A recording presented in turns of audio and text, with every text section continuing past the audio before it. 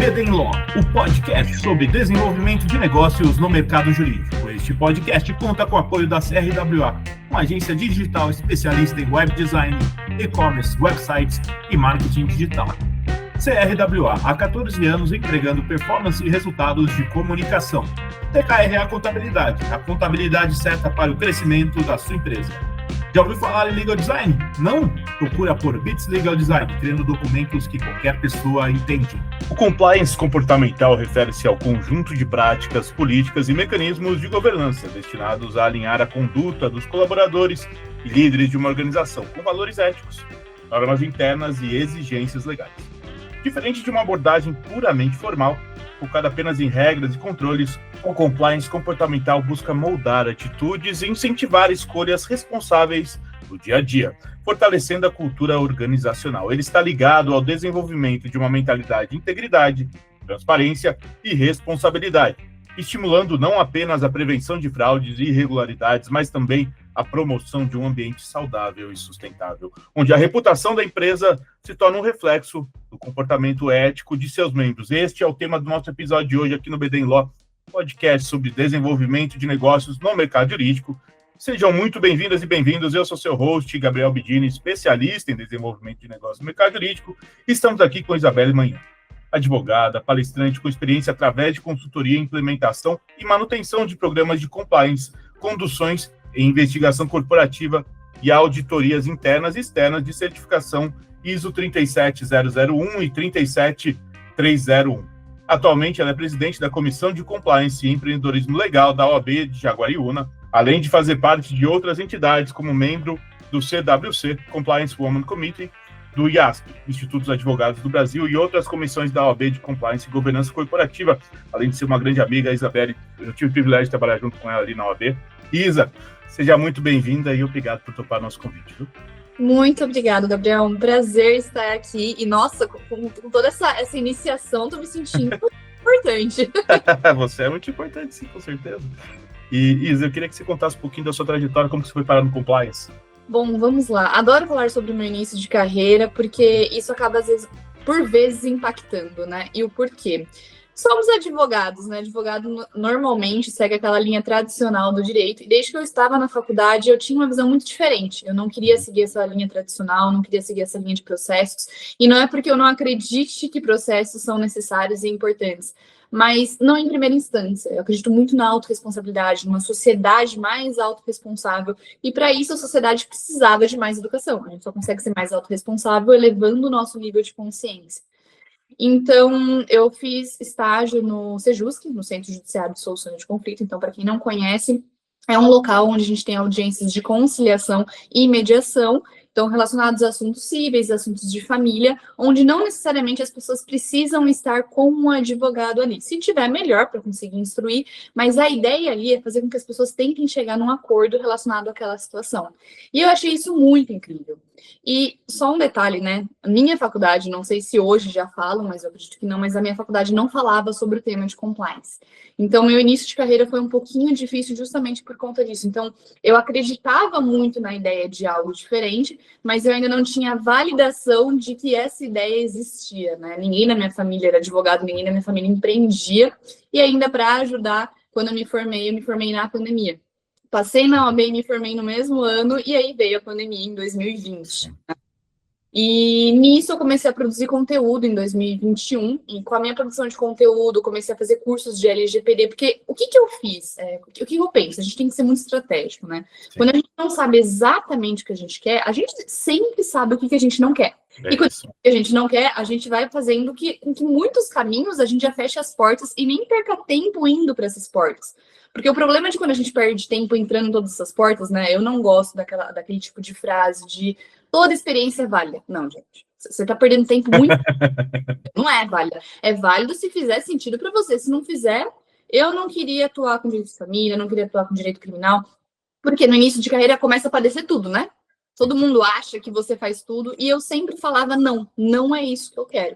Então, eu fui indo nesses nãos, e quanto mais não, mais eu conseguia chegar perto do compliance.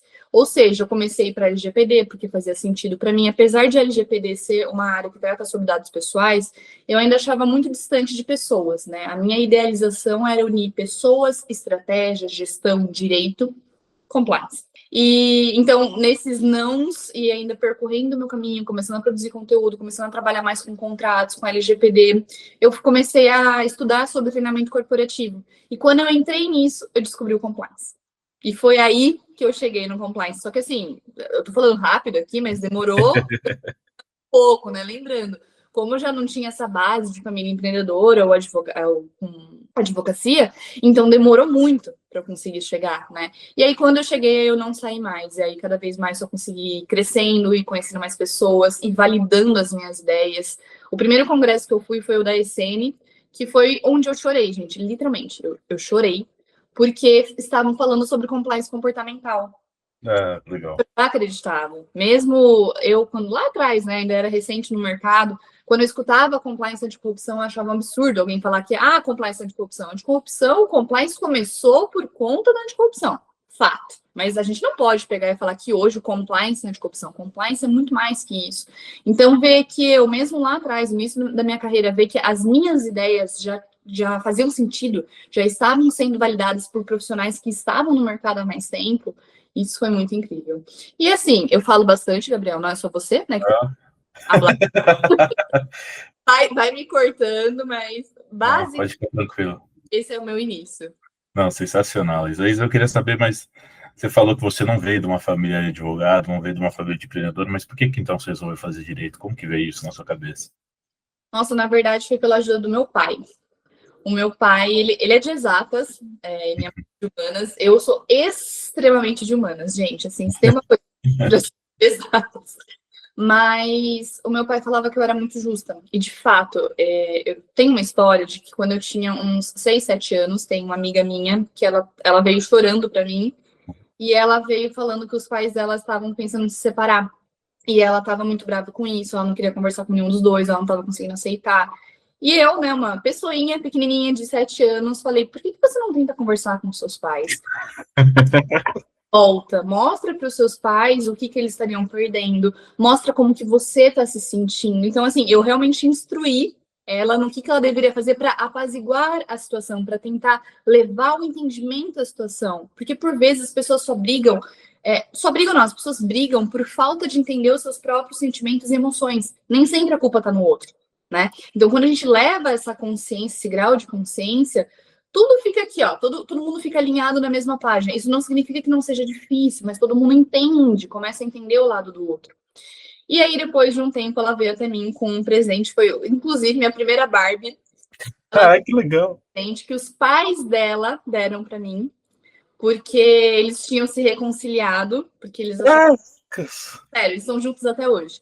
Mas eles tinham se reconciliado, acharam muito bonito a atitude que ela tinha feito, uma atitude adulta. E aí ela explicou como que tinha acontecido e tudo mais. E isso marcou não só muito a mim, mas marcou também os meus pais, né? Pensa, uma pessoa de 7 anos fazendo isso. Caraca, você tava guardando ouro, porra, Isa? Assim é foda, né? Contar, meu. Puta história da hora. Se não tivesse perguntado se ele ia contar, daí você tem que conversar com isso, porra. É a primeira história linda. A público, porque nunca tinha falado isso para ninguém, minha família sabia. E aí foi aí que começou. Então, eu sempre fui muito justa, eu sempre fiquei muito brava com situações que saíam, assim, do normal, né? Com esse tipo de injustiça mesmo do dia a dia. Então, meu pai falou, filha, mas você tem que fazer direito, é muito você. E realmente, quando eu entrei, eu me encontrei muito. Eu falei, nossa, que confortável estar aqui. Mas nesse me encontrar, ao mesmo tempo, eu via um excesso de formalidade. E isso é a única coisa que me incomodou na faculdade de Direito, esse excesso de formalidade. Porque se a gente está levando o direito para as pessoas, por que as pessoas não entendem quais direitos elas têm? Então, isso me revoltava muito. E até isso, meu pai reforçava de, tá vendo como você tá no lugar certo? Não, isso me revolta até hoje, assim, eu acho que eu entendo um pouco da formalidade, a gente tem que ter nos ambientes corretos, mas, porra, cara, você quer colocar que você é formal pra caramba pra dar medo pro cliente? O que é isso, sabe? Então, eu via isso, meu avô foi advogado, né, na década de 60, sei lá, mas meu avô, ele se comunicava com as pessoas na linguagem das pessoas, então se ele ia conversar com um pedreiro, ele conversava na linguagem do pedreiro, se ele ia conversar com o advogado, conversava na linguagem do advogado, ele sempre se adaptava a isso, era muito legal de ver, então, para mim, eu acho lindo isso que você trouxe. E, Isa, que história legal, cara. Eu queria saber, agora indo direto no ponto, qual que é a principal diferença entre o compliance tradicional e o compliance comportamental que você falou? O mais importante é porque muitas pessoas assimilam compliance comportamental com a questão do soft skill, mas na verdade não é soft skill, é estratégico. O compliance comportamental é altamente estratégico, justamente porque é para fazer com que a gente deixe do programa ser tão burocrático e ele se tornar vivo. Eu gosto de dar muito exemplo com o uso do cinto de segurança. Há uns anos atrás, a gente começou a usar o cinto de segurança porque levava multa. Esse era o porquê. Hoje, o que a gente escuta em algumas empresas? A gente tem que fazer certo porque tem o compliance. Normalmente a gente escuta isso. Voltando a assimilar o cinto de segurança. Hoje, pode ver, a gente não fala que a gente usa o cinto de segurança porque a gente vai levar multa. É porque é óbvio. É porque por conta da minha vida, por conta da vida dos meus familiares, por conta da sociedade, para não acontecer um acidente, a gente conseguiu entender o porquê que a gente usa o cinto de segurança, com base no sentimento, a gente entende a importância daquilo, além da burocracia, além da multa. O compliance tem que ser visto da mesma forma. Tem que parar com essa questão de, não, mas a gente não pode fazer isso, não pode fazer aquilo por causa do compliance. Calma aí, mas por que por causa do compliance? Não, é porque a gente tem que fazer o que é certo porque é certo. Compliance tem isso, né? Fazer o certo porque é certo. E é isso a compliance, gente. É isso que a gente tem que parar de... E não é porque as políticas não são importantes, não é que os códigos não são importantes, mas o que eu vejo é que os profissionais dão muito mais peso para um monte de papel do que para as emoções das pessoas, pelo comportamento das pessoas. E não é para ser assim, tem que ser um meio a meio. Não é que o papel não seja importante, mas o papel tem que ser a base. A política tem que ser a base, o código de conduta tem que ser a base, os procedimentos têm que ser a base. As condutas das pessoas têm que ser certas porque elas veem sentido nisso. E não menos importante, compliance é sobre pessoas. Então, quando a gente pensa em alguma infração ética, qualquer coisa de errado, quem está cometendo? São pessoas. Se a gente está falando sobre pessoas, a gente está falando sobre sentimentos, sobre emoções, sobre condutas. Então, como é que a gente vai tratar pessoas como robôs? Como é que a gente vai pegar um chipzinho cheio de códigos, de políticas, de procedimentos, colocar ali na cabeça da pessoa e falar, segue isso? Não somos robôs. Entendeu? Então, é essa simplicidade que eu ainda fico, muitas vezes, pasma de ver que alguns profissionais não têm. Mais uma vez, não é que as políticas não sejam importantes, mas são base. São base para a gente conseguir trabalhar nesse comportamento. Em todos os locais que eu passei, eu sempre escuto... às vezes até é muito ruim falar isso, porque parece um pouco de ego, mas eu sempre escuto essa questão de, nossa, como que você tem uma abordagem diferente do compliance? E eu acho isso muito bonito, porque o compliance ele tem que ter essa abordagem humana. E eu não estou aqui romantizando no sentido de, o mundo vai ser cheio de floridos, melhor, todo mundo vai ser maravilhoso. Não é isso. Mas acredito que se nós, profissionais de compliance, se a gente não acreditar que o mundo, de fato, a gente possa transformar numa versão melhor, então a gente está na carreira errada. Porque o compliance não é só anticorrupção. Sensacional. Você é bem conformada, né, Isa? Eu sou. Isso é uma coisa boa, eu acho. Eu acho bem legal de ver isso. Tem que saber dosar, mas eu sou. Isso é bacana. E é legal do que você traz comportamental, porque tem a ver com Skinner, né? Tem a ver com behavior. Ou estou viajando aqui? Tem, totalmente. É. Porque eu vou puxar um pouquinho para a questão da inteligência artificial. Nem é o tema aqui do podcast, mas assim, eu vejo o quanto... Não, mais uma vez, também não estou falando que não é importante, mas o quanto as pessoas são tão preocupadas com essa inteligência artificial, parece que a gente está se robotizando tanto que estamos esquecendo de sermos humanos. Até pela investigação corporativa, né? Eu tenho fases. Tem fases que eu consigo trabalhar bastante com investigação, tem fases que eu trabalho de uma forma mais generalista com compliance. E quando eu trabalhava muito com investigação, o fato é, não tem como um profissional de investigação não ter essa abordagem humana. Porque, assim, gente, você está lidando extremamente, pensando em assuntos comportamentais, com o ser humano. Então, como que você vai ficar muito, esse preto no branco? Compliance não é preto no branco. A gente não está falando de uma matéria de exatas. Então, mais uma vez, o do inconformismo, né? Me assusta que os profissionais não tenham essa visão de estamos lidando com um ser humano. Estamos lidando com emoções. Isso não significa que a empresa tenha que passar a mão na cabeça do funcionário, não é isso. Mas quanto mais educação a gente levar, aquela questão do óbvio que precisa ser dito, quanto mais educação a gente levar para os funcionários, mais a gente vai conseguir ter um ambiente melhor. O que a gente tem que lembrar também é que a gente vive numa sociedade com N tipos de cultura. Cada um veio de um lugar, cada um veio de uma família. Isso faz com que a gente tenha cultura e costumes diferentes. Então, quando esse funcionário entra dentro da empresa, a empresa tem que ensinar rotineiramente qual que é a conduta que ela espera do funcionário. Não vai adiantar, só no primeiro dia de onboarding, passar toda a cultura da empresa. E aí, depois de um mês, esqueceu. Aquilo tem que estar acontecendo o tempo todo, de forma sutis, não de forma só, tô o código de conduta e lê. Você gostaria de ficar lendo um negócio de 30 páginas? Sabe? Então, tem que ter as pílulas de compliance no dia a dia. Eu acho que eu já estou me adiantando, né? Mas tudo bem. Não, pode ficar tranquilo. Mas aproveitando já, Isa, eu queria saber como que transformar códigos de conduta em ações concretas que realmente influenciam no comportamento das pessoas. Você já falou um pouquinho disso, queria que você aprofundasse um pouco mais. Eu acredito que o mais importante seja ouvir as pessoas. A gente não pode confundir com aquela fala de compliance não pode ser psicólogo, ou compliance é psicólogo. Não, a gente tem que ficar nesse meio termo. Mas a gente precisa muito ouvir as pessoas. Eu escutei uma vez de um querido, que eu falei junto, que ele falou assim, nós não somos uma empresa de compliance, nós somos uma empresa com compliance. Concordo. Só que isso não significa que a gente não possa escutar as pessoas. E o escutar as pessoas não é esperar que uma denúncia chegue. Ok, se chegou, é um ótimo canal para a gente conseguir entender o que está acontecendo naquele ambiente.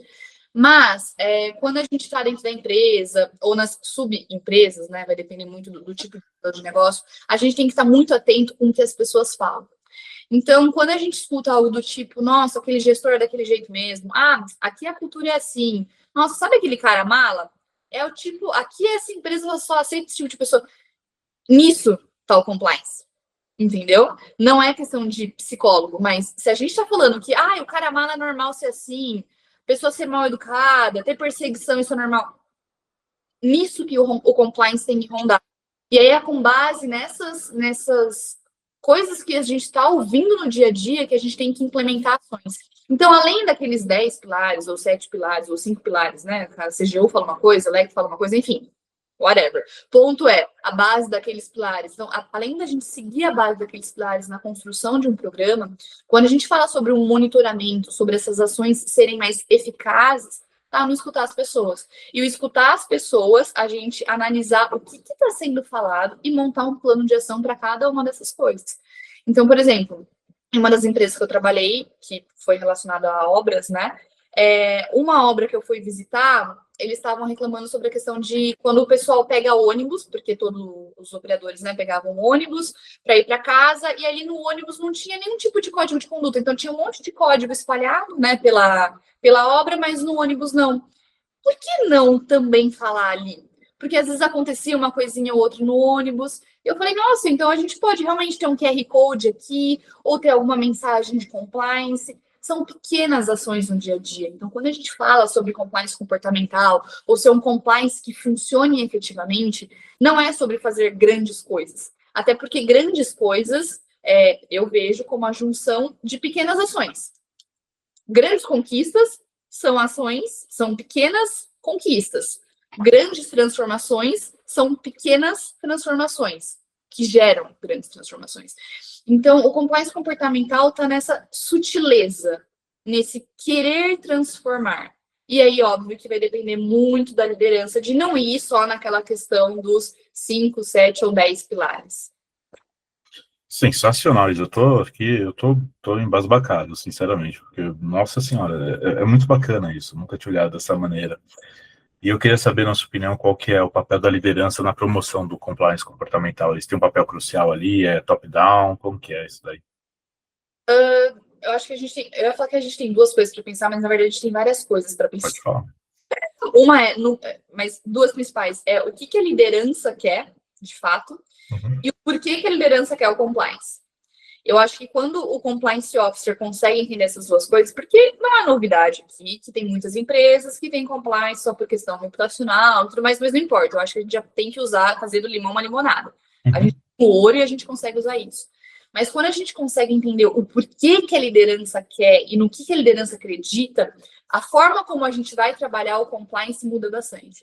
Então, se a liderança é aquela liderança que quer o compliance só porque realmente, por questão de reputação de mercado, porque tem que ter procedimento, ou porque está participando de processo de licitação, beleza, a gente vai começar com um compliance um pouco mais simples, né, que é o compliance básico, e isso não significa que o compliance officer não possa já ir trabalhando nesse aspecto de pessoas, porque essa é a questão, fica muito mais fácil quando a liderança acredita, porque o exemplo vem do topo, isso é o óbvio, o compliance que todo mundo fala, mas o próprio compliance officer fazer esse papel de escutar as pessoas, de ver quais processos ele consegue melhorar ali no ambiente, cara, isso faz muita diferença. Eu acredito muito em um negócio que chama corrente do bem. E por isso que eu acredito muito nessa questão de educação, de levar a educação para a empresa. Eu acho que é o meio mais simples da gente conseguir transformar a sociedade. Não pensando em aspectos políticos e educacionais, né? Então, por isso que eu acho que a educação é um pouco mais simples, a empresa é um pouco mais simples. Por quê? Na empresa, você vai ter uma grande mão de obra. Você tem muitas pessoas para lidar. Então, quando você está o tempo todo levando educação, levando ética, levando integridade, que isso é uma coisa que a gente deveria aprender na escola, mas aí também eu estou abrindo partes filosóficas para outro podcast. Mas quando você está levando esses conceitos básicos, ou que deveriam ser básicos na empresa, isso faz com que, por exemplo, 300 pessoas, é óbvio que não são 300 pessoas que vão comprar a sua ideia, mas que sejam 100 que comprem a sua ideia. São 100 pessoas que, chegando em casa, vai compartilhar isso com seus familiares, vai compartilhar isso com seus filhos. Os seus filhos vão escutar isso no jantar ali no dia, vai levar no dia seguinte para a escola. Isso é a corrente do bem. Então, isso é o transformar a sociedade. O compliance tem que ser um pouquinho além do só deixa de fazer todo mundo seguir esses procedimentos e essas políticas. E a liderança começa a perceber isso, tá? Porque eu já trabalhei com liderança que realmente queria simplesmente o básico de compliance, e não tem nada de errado com isso. Tudo bem, pelo menos ele quer o básico de compliance. Mas quando a liderança começa a perceber que as situações estão mudando, as pessoas estão mudando, o seu trabalho você está fazendo chega também para a liderança começa a ver com outros olhos. Então, eu acho que tem os dois caminhos. Ou já fazer a liderança comprar desde o início a sua ideia do que você imagina ali para o compliance naquele modelo de negócio, ou que sim, pode ser mais difícil, você começa a trabalhar na base. Porque a base é muito grande, é uma massa. Quando você começa a mudar essa massa, é impossível você também não começar a comprar a liderança começa a perceber isso. Entendeu? Então, acho que a gente às vezes tem que parar um pouquinho de só reclamar mas não tem falta de apoio, não sei o que. A gente já sabe quais são os problemas que a gente tem com compliance. O que a gente vai fazer para contornar esses problemas? Eu sou um pouco mais focada na solução do que só ficar falando, mas quais são os problemas com compliance? Quais são as soluções? É uma massa, né? Bacana, Isa. Isa, eu queria saber quais os principais desafios que as organizações enfrentam na implementação do compliance comportamental. Você também, de novo, já falou um pouquinho deles, mas se pudesse aprofundar. Tanto o operacional como a alta liderança. Eu não vejo só a alta liderança como um problema quando a gente fala de compliance, eu vejo como as próprias pessoas, o operacional da empresa. Por quê? E isso também vai do compliance officer, da equipe de compliance, que vai para o operacional. Mas, primeiro, também tem a questão do canal de denúncia, né? As pessoas têm muito medo do uso do canal de denúncia, e como eu já falei, acho que foi no início da nossa conversa, o canal de denúncias é uma das principais ferramentas onde a gente consegue entender quais são os principais problemas que está acontecendo ali na organização. Teve um gestor que eu trabalhei, um querido, que ele até falava que quando a gente trabalha com denúncia é como se a gente estivesse puxando a pena de um galinheiro, né? E aí vai depender muito, faz muito sentido, né? Total. Vai depender muito de como que a liderança quer entender de fato o que está acontecendo. Porque quando a gente só puxa uma pena, pode vir o galinheiro inteiro, mas a alta liderança pode querer que a gente só puxe aquela pena, e não que venha um galinheiro. Então, fazer com que as pessoas não tenham esse medo do uso de canal de denúncia e sempre mostrar, todos os meus treinamentos, eu sempre falava sobre a importância do uso do canal de denúncia, seja de forma anônima ou não, e de sempre descrever com a maior riqueza de detalhes, para a gente conseguir, de fato, cuidar daquela pessoa, cuidar daquela situação, fazer com que aquela situação seja sanada e fazer com que a pessoa não tenha o medo mesmo de usar o canal de denúncia, porque eu acho que não tem coisa mais triste do que terem medo de usar um canal de denúncia. Apesar que sou muito mais a favor do canal de denúncia ser externo, não acho que isso seja uma regra 100% preto no branco, nada de compliance mas eu acredito muito no canal externo, porque realmente o interno causa esse medo, e aí quando você causa esse medo nas pessoas, as pessoas deixam de fazer as denúncias, e é muito ruim as pessoas deixarem de fazer as denúncias, tá? E aí quando é externo, eu já trabalhei com canal externo, e as pessoas têm uma abertura muito maior para falar do que quando é internamente. E aí o desafio vai da própria equipe de compliance, nessa abordagem de mostrar que está preocupado com as pessoas, mas eu acho que isso, Gabriel, vai muito do profissional. Vai muito do caráter do profissional ser além desse aspecto técnico. Porque quando é um aspecto técnico, as pessoas sentem. Se tem uma coisa que não tem como a gente conseguir mentir no mundo, é essa questão de sentimento, essa questão da energia. A pessoa consegue ver ali quando você realmente quer ajudar ela nesse aspecto comportamental, nesse aspecto pessoal, de quando você está ali só porque você é o compliance para resolver um problema, só quando você está cumprindo o protocolo. As pessoas percebem isso. E isso pode ser bom e pode ser ruim. Então, quando você consegue cuidar mais desse aspecto comportamental, você consegue fazer com que o operacional da empresa chegue mais para você, compre mais as suas ideias, compre mais as suas ações de compliance. Não tem coisa mais linda do que quando você vê o pessoal realmente com vontade de fazer acontecer. Teve um dos últimos treinamentos de compliance que eu fiz relacionado a compliance, então o que era compliance, como que a gente usava o canal de denúncia, mas também era um lugar que estava tendo muito problema com liderança. No sentido da liderança ser um pouquinho agressiva, falar um pouquinho mais alto, dar umas abordoadas sem sentido. E aí eu quis fazer uma dinâmica que era muito humana. Não só falar assim, gente, vocês têm que agir como vocês gostariam de ser tratados. Não só isso. Você tem que mostrar para a pessoa realmente a dor que o outro pode estar sentindo. E aí eu acho que através dessas dinâmicas a gente consegue ajudar muito no operacional. E aí eu escutei muito elogio do pessoal depois que eu fiz essa dinâmica de, meu Deus, nossa, não imaginei que era assim, nossa, eu vou começar a ser mais responsável com os meus funcionários. Então, isso é muito legal, porque às vezes as pessoas não têm consciência das ações dela, não têm consciência do impacto das ações. Porque para mim, eu estou muito tranquila de ser uma pessoa que é muito, muito direta ao ponto, só que o fulano de lá não está acostumado com ser direto ao ponto. Então, entender isso e mostrar o tempo todo para as pessoas, a mesma coisa que eu falei aqui, de que a gente é uma sociedade cheia de culturas e costumes diferentes, lembrar isso para a liderança, isso é muito importante. E quando eu falo liderança, não é só alta liderança, é alta liderança sim, mas essa média liderança também, porque essa média liderança eu acredito que seja um dos pilares mais importantes da empresa. Quando a gente consegue transformar essa média liderança, a gente também transforma a alta. Então, resumindo, né, os principais desafios, eu acredito que seja dar essa credibilidade para o operacional, essa credibilidade de que o compliance funciona para todo o operacional, para toda essa massa. Ter, sim, o apoio da alta direção, isso é um fato, acredito que a gente ainda vai falar isso por um bom tempo, porém, considerando as mudanças que a gente está passando na sociedade, nessa parte mais comportamental, graças a Deus que a saúde mental entrou muito em moda, né? Porque quando entra muito em moda, a gente também é obrigado a seguir, então vai naquela mesma linha do uso de cinto de segurança. Então, todos esses aspectos que a gente está passando com o NR1, essas empresas de lei de certificadora de saúde mental. Então, todas essas mudanças que estão acontecendo, isso também vai impactar na alta liderança. E aí, essa questão do canal de denúncia. Acho que esses são os 3 principais desafios, porque o canal de denúncia continua sendo um tabu muito grande. Sensacional. Isaías, eu queria saber que conselho você daria para quem quer atuar na área. Nossa, vários também. Visão multidisciplinar, eu acho que é a mais importante. Independente de você falar, mas eu quero trabalhar com investigação o resto da minha vida. Você tem que ter uma visão multidisciplinar. Porque quando alguém vem relatando para você que um assédio está acontecendo, você tem que ver aquela área como um todo.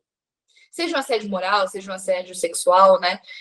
Teve um caso que eu tratei há um tempo já de investigação, que o pessoal, tinha gente que estava saindo por afastamento, era só naquela área. E era uma área onde a empresa inteira era reformada, só que aquela área era a única área que não era reformada. Reformado, eu digo, de Sim. Estruturada, tudo mais. Estrutura.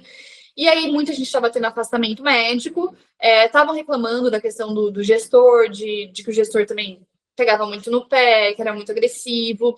E aí a gente começou a perceber, olha que coisa simples, a gente começou a perceber que era simplesmente a única área que não tinha tido essa reforma, porque uma pessoa teve a coragem e a abertura de falar que era a única área que não estava com a reforma, era a única área que não estava tudo pintado, que todos os móveis estavam destruídos e isso não dava vontade. E, gente, isso impacta.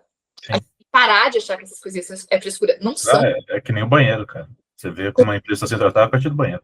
E aí, quando a gente, então, foi uma pessoa que falou isso pra gente, a gente começou a falar com os outros entrevistados dessa forma, pronto, o problema foi resolvido. A gente conversou com a alta liderança passou por um processo de reforma daquele lugar, daquele ambiente. Simples. Então, ter essa visão multidisciplinar, porque se for um profissional que é muito moldado ali só na investigação, que não liga para essa questão de comportamento, que não liga para essa visão do todo, eu falar, coisa do ambiente. A pessoa tá ali para trabalhar, não tem que se importar com ambiente nenhum. Deve ser o gestor que tá ali pegando no pé mesmo. Entendeu? Então, você tem que ter essa visão muito ampla quando a gente pensa sobre compliance. Independente se você decida seguir uma carreira totalmente como especialista ou não. Eu defendo muito essa visão ampla porque muda a sua forma de ser. Entendeu? Outra coisa, estudos. É óbvio, muita gente vem sempre me perguntar sobre, mas o que eu estudo, qual livro que eu compro, não sei o quê. Eu, no meu início, eu também fui assim, eu queria comprar 300 mil livros como se isso fosse ser o suficiente para eu entender sobre compliance. Não é. Porque o compliance na prática é muito diferente. Você tem que ter aquela base do livro, mas não se limite aos livros. É uma coisa que eu sempre falo. Vá em eventos, quando você está num restaurante, quando você está em um café, perceba a forma como as pessoas estão sendo tratadas, porque isso é o compliance, é você conseguir acender essa luz fácil de entender o que está acontecendo no ambiente. Então, esses estudos de hard... e outra, né, gente?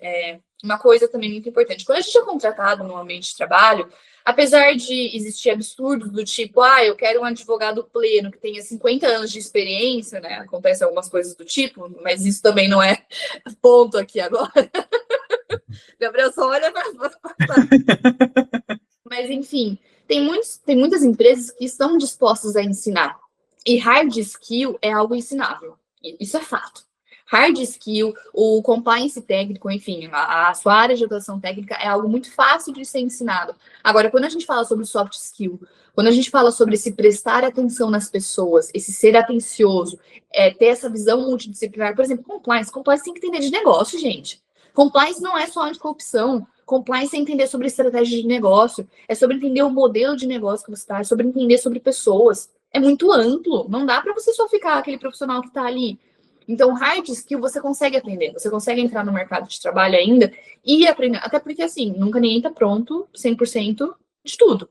Então, você vai, conforme você está naquele tipo de modelo de negócio, você está agora numa farmacêutica. Então, vai ter leis específicas daquilo. Beleza, você vai estudar aquilo. Agora, você como pessoa, você como profissional, isso vai impactar muito onde você passa. Então, essa soft skill, esse seu caráter, né? Então, estudos, atuação multidisciplinar, conversar com outras áreas. Para essa pessoa que quer começar no compliance ou que já está no mercado de trabalho de compliance, mas que quer ter uma atuação maior, uma das coisas mais importantes é conversar com as outras áreas da empresa. O compliance, ele não pode ter aquela síndrome, outro ponto, não dá para ter aquela síndrome do poder do compliance, eu vou falar também disso numa live do CWC na semana que vem, mas não dá para ter aquela síndrome do poder de, eu sou compliance, eu que mando aqui. Não mando em nada. Pode parar com isso. E tem muitos profissionais que têm essa síndrome e eu acho isso também muito assustador. Porque isso faz com que as pessoas tenham mais medo de chegar até você. E isso não é o que a gente tem que levar nem para a sociedade e nem para aquela empresa. O compliance, ele nem está ali para bater o martelo. O compliance, ele está ali para ver o que é melhor para a empresa em aspecto reputacional. Está ali, sim, para investigar eventual fraude que tenha acontecido, eventual assédio que tenha acontecido. Até porque a gente é prevenção, detecção e remediação, então a gente atua nessas 3 frentes, mas não dá para a gente ter essa síndrome de poder. E para isso a gente precisa conversar com outras áreas. Não pode ter aquela briga que ainda existe de compliance jurídico. Tem empresas que unem, tem empresa que é separado, mas a gente tem que mostrar que a gente está ali para ajudar todas as pessoas. E quanto mais a gente entende também dos demais processos, então na última empresa que eu passei, eu também gostava muito de conversar com todas as áreas, mesmo que era engenharia, né? Então, óbvio que eu não preciso entender a engenharia na técnica, mas eu preciso entender como a área de RH está funcionando, como a área de excelência estava funcionando, para entender como que o compliance conseguia entrar ali mais fácil. Para entender qual que era o momento do compliance entrar, qual que era o momento do compliance só ficar ali de prontidão. Então, quando a gente conversa com essas outras áreas, e também a gente consegue mostrar, é o que eu estava falando no desafio anterior, a gente consegue mostrar para a massa, para o operacional, o quanto o compliance está ali. Porque não adianta a gente ficar numa salinha, ou que não seja uma salinha, que seja um espaço aberto, e ficar ali quietinho. A gente tem que ter essa interação com as demais áreas, né? E ser humano. Eu acho que o ser humano, como eu estava falando no momento que eu falei também da IA para humano, a gente não pode esquecer que a gente tem que ser humano. A gente não pode ser um robô. Porque política nenhuma nunca vai sustentar o que a cultura derruba. Então, assim, não vai adiantar você ter inúmeras políticas perfeitas e a cultura ali não está sendo condizente com aquela política. Porque em eventual processo judicial trabalhista, né, que a empresa faça contra a pessoa, contra a empresa ali, que a pessoa faça contra a empresa, numa questão de testemunha, ou ali que tem uma pesquisa de clima organizacional, porque assim, uma coisa é uma pesquisa de clima organizacional realizada pelo compliance, que é o compliance interno. Outra coisa é uma pesquisa de clima organizacional realizada por uma consultoria externa. Sempre, eu acho bem incrível como é bem distinto os resultados, né? Em eventual processo judicial, isso tem uma pesquisa diferente. E aí? E aí, se a cultura não está sustentando o que a política está falando? Se o que a liderança estava falando? Então, por isso que eu acredito muito mais no poder da cultura do que das políticas. Mais uma vez, tem que ter política como base. Mas quando você tem uma cultura muito forte, uma cultura muito consolidada, essas pessoas, elas defendem a marca. É aquela mesma coisa do, por que você gosta de Nike? Eu gosto de Nike porque, para mim, é uma roupa com qualidade. Eu gosto de Nike porque a Nike tem essa preocupação com o meio ambiente. A gente vira um defensor da marca. E quando a gente trabalha numa empresa, eu acredito muito que a gente tenha que virar o defensor dessa empresa. Não é nem necessariamente aquela questão de vestir a camisa, não é necessariamente isso, mas a gente tem que ter sentido. A gente tem que comprar a ideia daquela empresa. E a gente só compra a ideia daquela empresa com base na cultura. Falei muito. Falou nada. Falou espetacularmente bem. Isa, eu queria agradecer a sua presença aqui no BD Law e por ter compartilhado a sua experiência com a gente. Queria saber se você tem um contato para deixar para o pessoal que quiser conversar com você. O espaço é seu. Claro. Gente, me chamem pelo @adv.isabelemagnani. É o meu Instagram, é um Instagram onde eu compartilho parte da minha vida pessoal e parte da minha vida profissional também. E em breve teremos mais novidades sobre mais um canal. E também no isabelemagnani.com, que é onde eu tenho um blog. Então, ali eu também gosto de colocar alguns blogs, alguns assuntos polêmicos, e não no sentido de gerar polêmica, porque eu não gosto disso, eu gosto de paz, mas de alguns assuntos que eu acredito que seja importante ser falado no dia a dia. Então, são esses os meus 2 canais. Muito obrigado, Isa. Pessoal, a gente vai ficando por aqui. Não deixem de nos seguir nas redes sociais. Estamos lá no Instagram, no @BDenlaw, e no meu LinkedIn, Gabriel Bidini, onde vocês vão encontrar conteúdo sobre desenvolvimento de negócios e mercado jurídico. Este é o BD Law, podcast sobre desenvolvimento de negócios no mercado jurídico. Nos vemos no próximo episódio e até lá. BD Law, o podcast sobre desenvolvimento de negócios no mercado jurídico. Este podcast conta com o apoio da CRWA, uma agência digital especialista em web design, e-commerce, websites e marketing digital. CRWA, há 14 anos entregando performance e resultados de comunicação. TKRA Contabilidade, a contabilidade certa para o crescimento da sua empresa. Já ouviu falar em Legal Design? Não? Procura por Bits Legal Design, criando documentos que qualquer pessoa entende.